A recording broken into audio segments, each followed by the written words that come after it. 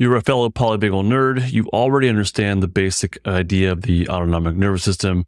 You know the ANS directly regulates our abilities to connect with each other, to mobilize, to immobilize, and more. Our state provides the foundations for our thoughts, our emotions, our impulses, and our sensations. But you might not know about vagal efficiency, which has been around for a few years, I believe. It's not something that we discuss within the typical polyvagal theory topics, but I think it's an important concept. So if you're going to listen to this, you are a serious polyvagal theory nerd. Most people at this point may have turned this off by now, so it might just be you and me here. Get ready for probably the deepest dive into the polyvagal theory nerdery that you have gone outside of Dr. Porges' work. My name is Justin Sinceri. I am a therapist, a coach, and the creator of the Polyvagal Trauma Relief System. Welcome to Stuck Not Broken, where I typically teach you how to live with more calm, confidence, and connection without the psychobabble. This episode is all about vagal efficiency. I want to teach you what it is and how to get more of it even. So the first thing to actually understand is the vagal brake. A really quick recap. Basically, the vagal brake is the influence of the safety state on your heart using the myelinated ventral vagal pathways. From her book, Polyvagal Theory in Therapy, Deb Dana says, the vagal brake is designed to release and re-engage as a way of responding to challenges while still maintaining ventral vagal regulation. Once the autonomic challenge is met, the vagal brake recovers, re-engages, and returns the system to balance. She goes on to say, this is a commonly experienced pattern throughout the course of a day as we energize to meet the demands of the multiple and often conflicting needs dictated by work and family schedules.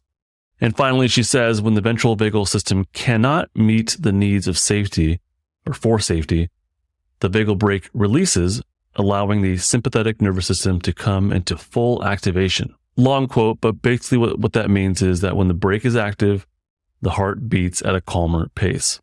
The vagal brake is important for being calm, relaxed, for soothing other people through co-regulation. And when it's released, it allows for mobilization or more of a sympathetic influence, flight-fight influence. And the way that we measure that is through respiratory sinus arrhythmia, or RSA. So the vagal brake is not like a thing. I don't want you to imagine that it's like a flap or something like that. It's the influence of the safety state. Vagal efficiency is a metric for the efficiency of the vagal brake. Vagal efficiency measures how well the vagal brake is working. So let's understand more about vagal efficiency. This is a measure of how well our body's ventral vagal system, which is responsible for regulating our heart rate, is working. So how well our safety state is working at keeping our heart at a calmer pace. It tells us how efficiently our body can adjust our heart rate in response. But more specifically, it tells us how efficiently our body can adjust our heart rate in response to different situations. As a metaphor to understand this better, imagine that our heart is like a car engine. When we need to slow down or relax, the ventral vagus presses on the brake pedal, or a metaphorical brake pedal, which slows down our heart rate. This helps us to feel calm and relaxed when the heart is at a calmer pace. On the other hand, when we need to speed up or be more alert, the ventral vagus releases the brake pedal, allowing our heart rate to increase. And this helps us feel more energized and ready to take action. So vagal efficiency is like the responsiveness of the brake pedal in the car. If the brake pedal is very sensitive and quickly adjusts the speed of the car, we can say that the car is highly efficient in braking.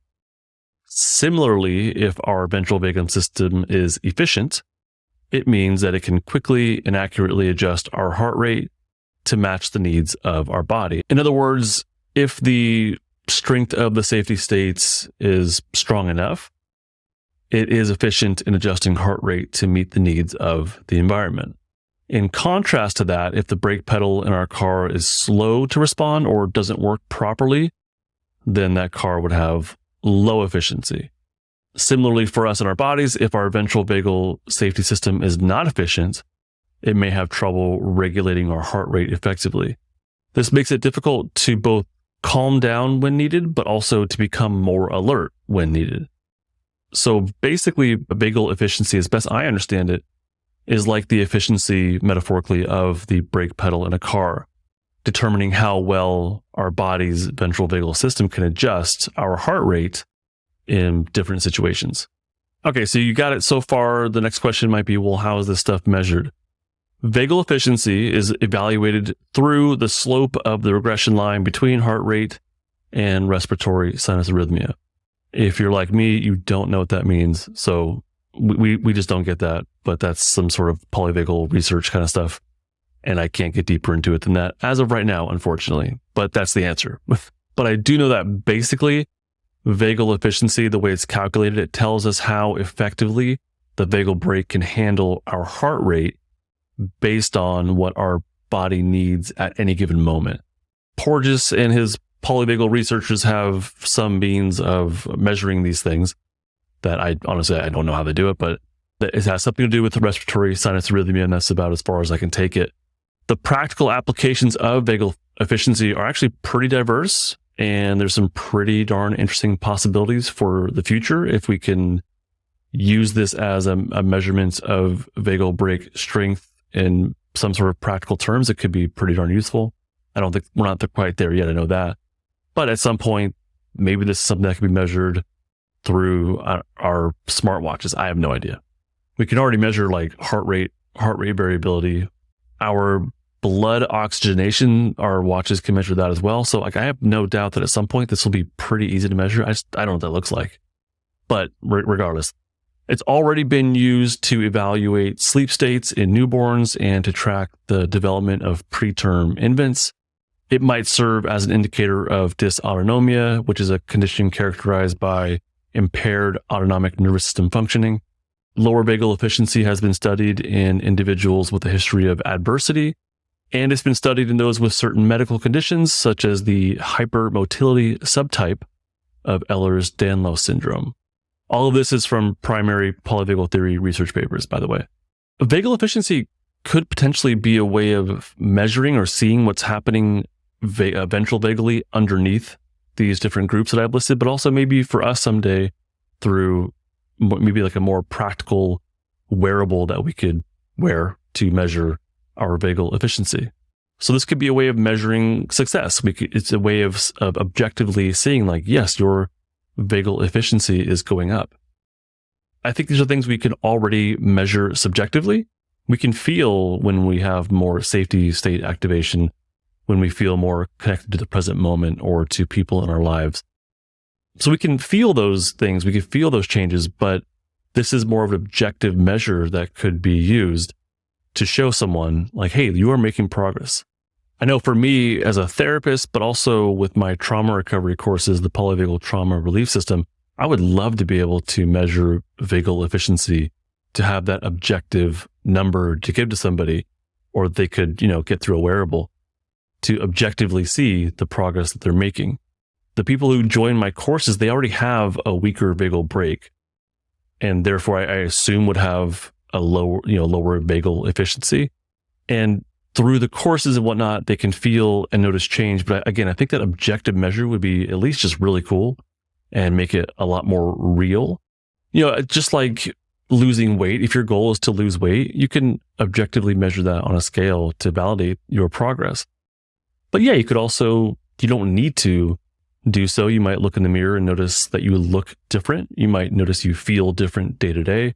So there's ways to validate it without the measurement, but I think the measurement takes it to the next level if that's something you want.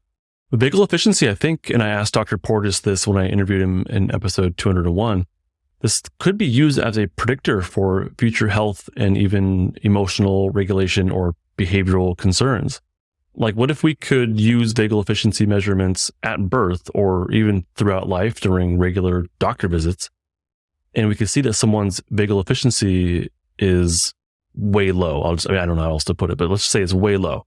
If we see that in a baby, that's an opportunity to tell parents about how important it is to have healthy attachment and to meet the needs of their child. That's an opportunity to educate and encourage them and give them resources in order to do that. as parents bond with their kids in a more healthy way, my assumption would be that their vagal brake strength would increase because their safety state increases. If a parent were to somehow get that message early on, hopefully they have it already, but realistically, it's not everybody. So maybe there's a parent that's open to like, oh, maybe I need to do something about myself in order to help the future of my child. And again, hopefully we all have that already, but we don't. So if that parent gets that message early on and the doctor can say, hey, look, the vagal efficiency is really concerning. This is going to lead to some future potential behavior problems, potential health problems, potential emotional regulation problems. Maybe they could give that parent those resources early on to help them form healthy attachments with their child, their baby. So having that objective measurement to give to a parent, really early on, I don't know, maybe I think that could be a potential use of it. And then hopefully we would see better health outcomes, not just for that child, but on a larger level as well, especially if this is like something that could be easily used in the future. I don't know where they're at as far as being able to measure vagal efficiency efficiently for general population. I don't know. Something that I found in my reading of vagal efficiency is that there seems to be a correlation between positive engagement and more vagal efficiency. And there's a correlation with quicker respiratory sinus arrhythmia recovery. RSA is a measurement of ventral vagal, of safety state activation. So basically, this is suggesting that things that feel good correlate with more RSA. Things that feel good correlate with more safety state activation. So attachments, a safe environment, co-regulation, all those things help to increase vagal brake strength and likely would increase vagal efficiency as well. So to wrap this up, I know super polyvagal nerdy kind of stuff. What can you do about this in your daily life? You probably can't track your vagal efficiency or your vagal brake strength directly, but you can notice when you're in your safety state. You can practice moments of mindfulness and connection every day, even with yourself or even with the external environment. You can do that. You can practice being in your safety state. You can do things that bring you an overall experience of positivity and connection. As you practice these, they will eventually increase your vagal brake strength and assumedly your vagal efficiency as well. So for today, I would really encourage you to at least have micro moments of mindfulness, micro moments of connection. Practice those as often as you can. Work on building the strength of your safety state, therefore leading to a greater strength in your vagal brake and assumedly vagal efficiency as well. If you have no idea how to build your vagal brake strength or how to increase the strength of your safety state, or just how to feel calm and present and connected to the present moment and with yourself, I have a course called Building Safety Anchors. It teaches you all those things that you need to know about safety, how to access safety, and it gives you 6 potential safety anchoring paths that you can utilize and practice daily. Building Safety Anchors is a part of my Total Access membership. You can definitely buy it by itself. I recommend the Total Access membership. It's a subscription that gives you total access to Building Safety Anchors, plus my 2 other trauma recovery courses, plus my private community, which is pretty damn awesome. And in that private community, you can chit chat with me in the forum. You can also show up to my twice monthly meetups where I can answer all of your questions about polyvagal theory or how to get unstuck. So if you're ready to take that next step, head to the link in the description. It is justinlmft.com/total access. justinlmft.com/total access. That is your personal invitation. I cannot wait to see you there. And of course, I have a nifty gifty for you. It is my Polyvagal Theory and Trauma ebook. It's called Trauma and the Polyvagal Paradigm. It is a full-on book. It's not just like a little brochure or pamphlet about the polyvagal theory. It connects PVT to trauma in a very deep dive. You can download that for free when you sign up for my email list. Follow the link in the description. Otherwise, thank you so much for listening, fellow Stucknut. I do hope that this episode has been a thought-provoking, challenging, interesting resource for you in your polyvagal nerdery development.